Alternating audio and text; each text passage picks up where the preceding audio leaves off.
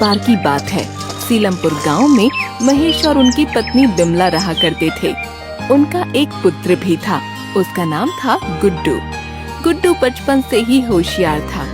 उनके घर में एक वफादार कुत्ता ब्राउनी भी था। एक दिन जब गुड्डू स्कूल से अपने दोस्तों के साथ घर आ रहा था, तभी रास्ते में उसे ब्राउनी दिखा।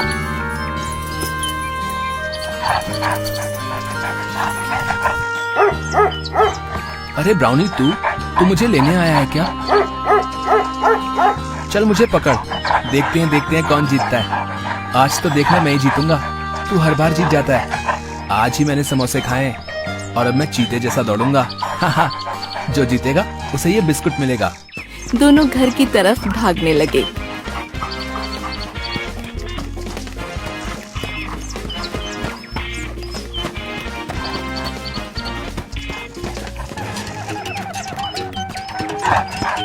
ब्राउनी घर पहले पहुंच गया।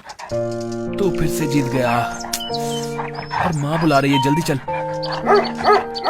ठीक है, देता हूँ, ये ले, लेकिन हम आधा आधा करेंगे, ठीक है? दोनों ने बिस्कुट खाया। अब घर चल। ब्राउनी उसे खेलने के लिए कोशिश करने लगा। अरे बाबा, खाना तो खाने दे, फिर खेलूंगा तेरे साथ। पहले हम खाना खाएंगे, समझा? भूख के मारे मेरी जान जा रही है। अब जल्दी चल, माँ इंतजार कर रही होगी। गुड्डू जैसे ही अंदर पहुंचा, वहाँ चारपाई पर उसने देखा उसकी बुआ बैठी है। गुड्डू ने जैसे ही अपनी बुआ को देखा, वो चिल्ला कर बोला, बुआ! अरे कितना बड़ा हो गया हमारा बच्चा।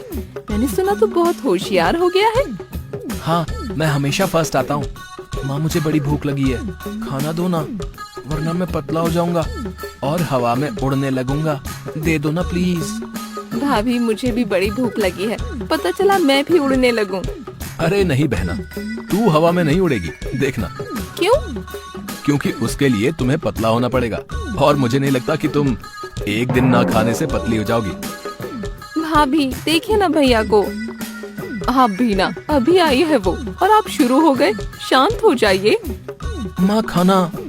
आप सब हाथ धो लीजिए, मैं आपके लिए खाना लगाती हूँ। सबने खाना खाया। गुड्डू ने जल्दी खाना खत्म किया और खेलने चला गया। मैं चला माँ। जल्दी आ जाना, ठीक है? आ जाऊंगा। दोनों बाहर चले गए। शाम को दोनों घर लौटे। बेटा गुड्डू, हमें तुमसे कोई जरूरी बात करनी है। गुड्डू, तुम आगे की पढ़ाई बुआ के साथ रहकर करोगे, शहर के अच्छे विद्यालय में जाओगे। क्या मैं ब्राउनी को भी लेकर जा सकता हूँ? नहीं बेटा, अगर ब्राउनी भी वहाँ गया तो तुम ढंग से पढ़ाई नहीं कर पाओगे, इसलिए वो यहीं रहेगा और तुम छुट्टियों में उससे मिलने आना। तब तुम्हें दिन भर खेलने से कोई नहीं रोकेगा, ठीक है? रात को गुड्डू ब्राउनी के साथ सोया। मेरे भाई पापा कह रहे हैं कि मुझे शहर जाना होगा, पर मैं तुझे छोड़ के नहीं जाना चाहता और माँ पापा को भी छोड़ के नहीं जाना चाहता। लेकिन मैं जब कल चला जाऊंगा तब तू क्या करेगा? सुन, तू मुझे कॉल करेगा, लेकिन तुझे तो फोन करना भी नहीं आता। लेकिन तू माँ को बोल देना, वो तुझसे मेरी बात करा देंगी। तेरा कभी मन करे तो मुझसे मिलने आ जाना, ठीक है? मेरे जाने के बाद तू बाद में कुछ दोस्त बना लेना। तू अकेला अकेला बोर हो जाएगा, मैं भी वहाँ नए दोस्त बना लूंगा। लेकिन तुझे पता है, मुझे सबसे ज्यादा तेरी याद आएगी, क्योंकि तू मेरा भाई है ना। अच्छा सुन, तू मुझे याद करेगा ना? मुझे भूलियो मत। दोस्त बना सकता है तू, बेस्ट फ्रेंड मत बनाइए किसी को, समझा? अगली सुबह जाने से पहले ब्राउनी, ये ले घंटी, इसे पहन के रखियो, ठीक है? इसके बाद गुड्डू रोते रोते अगली सुबह बुआ के साथ शहर चला गया।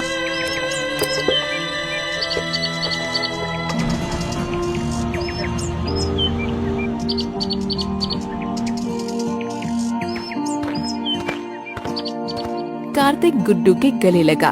आज से गुड्डू हमारे साथ ही रहेगा, उसे अपने कमरे में ले जाओ। कुछ दिनों बाद गुड्डू का एडमिशन कार्तिक के स्कूल में हो गया। दोनों बच्चे मन लगाकर पढ़ने लगे।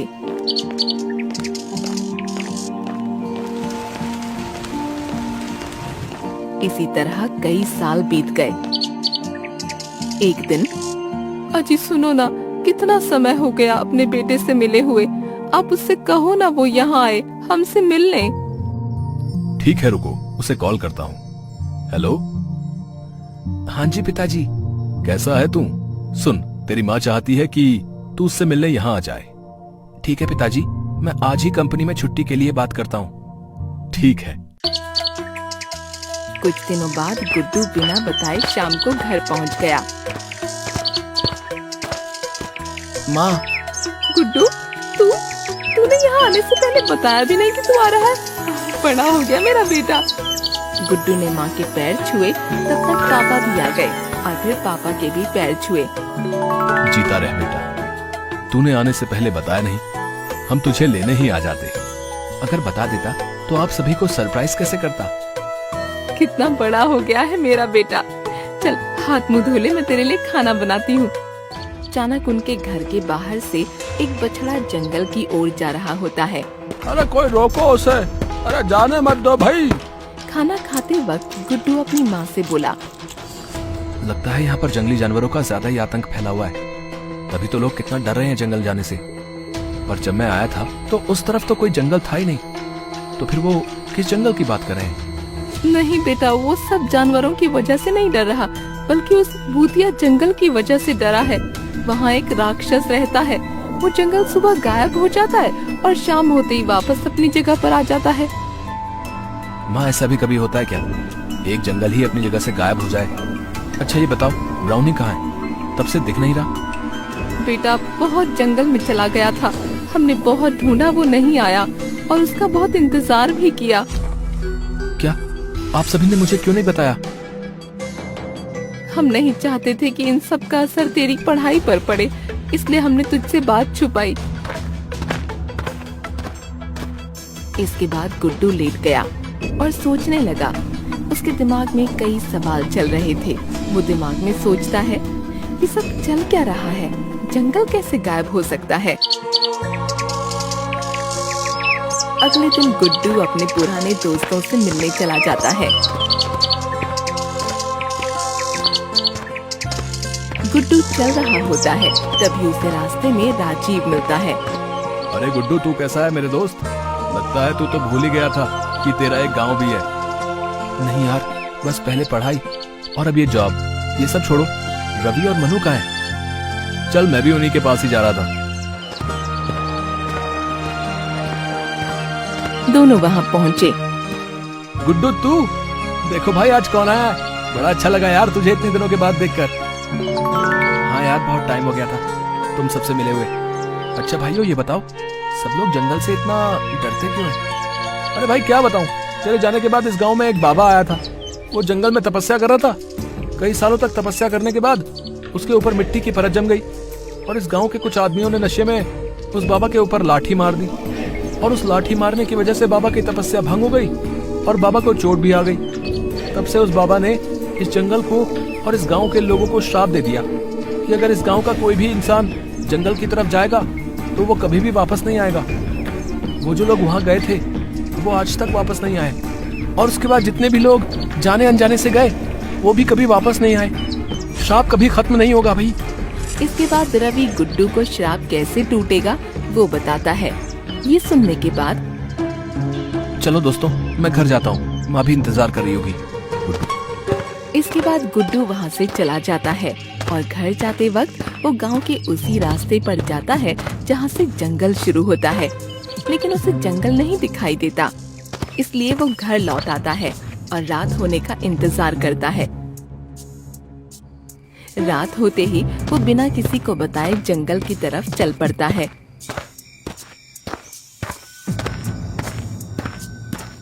वो जैसे ही जंगल के पास पहुंचता है, ये क्या, दिन में तो यहाँ कोई जंगल नहीं था, अचानक इतना बड़ा जंगल कैसे आ गया?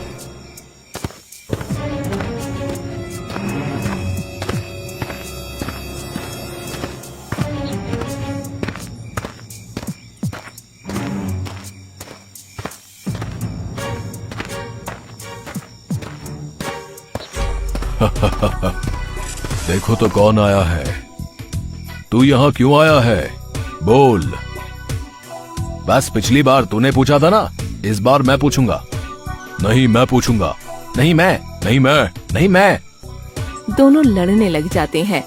उन दोनों को लड़ता देख गुड्डू चुपचाप आगे बढ़ने लगता है, लेकिन जैसे ही वो आगे बढ़ता है, कहाँ जा रहा है रे तू? बचना चाहता है? अब हम तुझे भी गायब कर देंगे। और तुझे पूरी जिंदगी भर हमारी सेवा करनी पड़ेगी, जैसे कि यहाँ आए बाकी सब हमारी सेवा कर रहे हैं। गुड्डू डर जाता है। गुड्डू अचानक बोला, तुम्हें मुझे ले जाने से पहले मेरे मालिक से पूछना पड़ेगा, समझे? वरना मेरे मालिक तुम सबकी चटनी बनाकर रोटी के साथ खा जाएंगे। लेकिन मैं तुम्हारी उनसे बात करवा सकता हूँ। करवाओ तो, हम भी तो देखें कौन है तुम्हारा मालिक।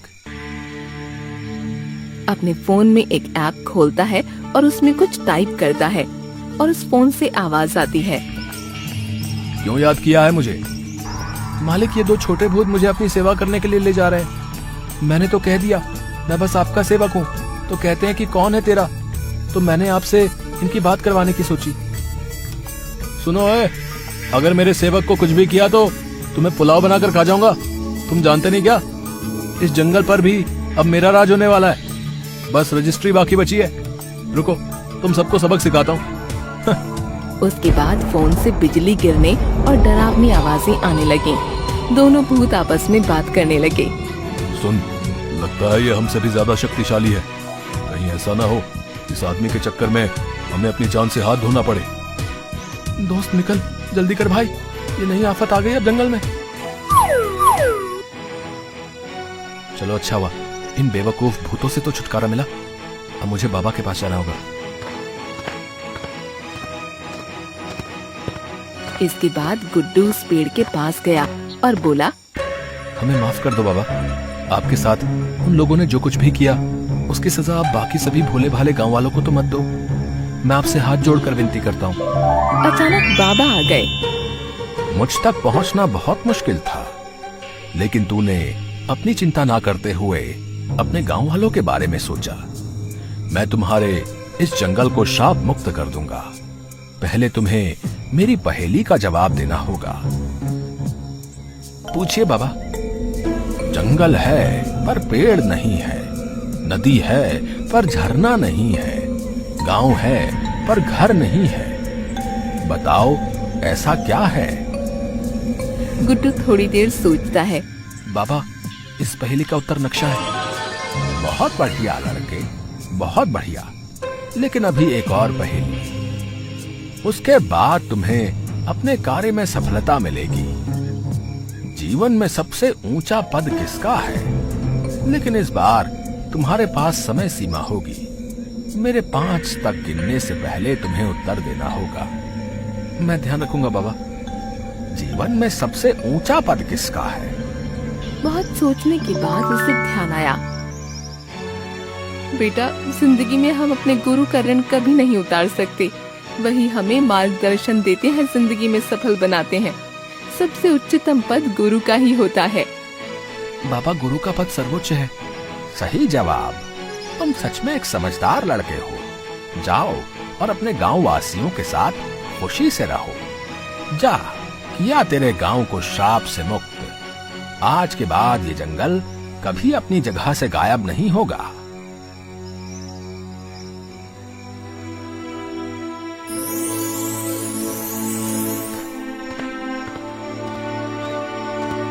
तभी गांव के सभी लोग मशाल लेकर जंगल के बाहर खड़े होते हैं और गुड्डू को देखते ही गुड्डू की माँ विमला, तू वहाँ क्यों गया बेटा? तुझे कुछ हो जाता तो? माँ तू ही बता, अगर मैं नहीं जाता तो ये सब ठीक कैसे होता? कभी ना कभी किसी ना किसी को तो सब खत्म करना ही था ना। तुझे तो खुश होना चाहिए कि तेरे बेटे ने ये सब खत्म कर दिया। हाँ बेटा, मैं बहुत खुश हूँ। लेकिन बेटा, ये सब तुमने किया कैसे? ज्यादा कुछ नहीं, मैंने अपनी कंपनी के लिए एक ऐप बनाया था जिसमें हम कुछ भी टाइप करें तो वो टाइप की गई चीजें अपने आप आवाज में बदल जाती हैं। हम किसी इंसान की आवाज निकाल सकते हैं। इसके बाद गुड्डू ने सारी बात गांव वालों को समझाई कि किस तरह उसने गांव को श्राप मुक्त किया। तुम्हारी वजह से बेटा हम गांव के इस भयानक श्राप से मुक्त हो गए। हर बार कोई ना कोई वहां चला जाता और अपनी जान से हाथ धो बैठता, लेकिन अब ये हमेशा के लिए खत्म हुआ। जैसे ही गुड्डू और सब लोग घर जा रहे होते हैं, तभी घंटी बजने की आवाज आई और एक कुत्ते के भौंकने की आवाज सुनाई देती है। सब जैसे ही पीछे मुड़ते हैं, ब्राउनी गुड्डू के सामने से दौड़ता हुआ आता है। ब्राउनी, तू कहाँ चला गया था रे? तू तुझे मेरी याद नहीं आई? आज के बाद अकेले मत जाइए, समझा? तेरे लिए ही मैंने उस जंगल में जाने का फैसला किया था ब्राउनी। अब कभी मुझसे दूर मत जाना। वो दोनों एक दूसरे के गले लगते हैं और गुड्डू रोने लगता है। सच में जानवर भी मोह और प्यार के भूखे होते हैं। हमें हर एक जानवर से प्रेम भाव से पेश आना चाहिए, क्योंकि वो भी हमारे समाज का एक अभिन्न अंग है।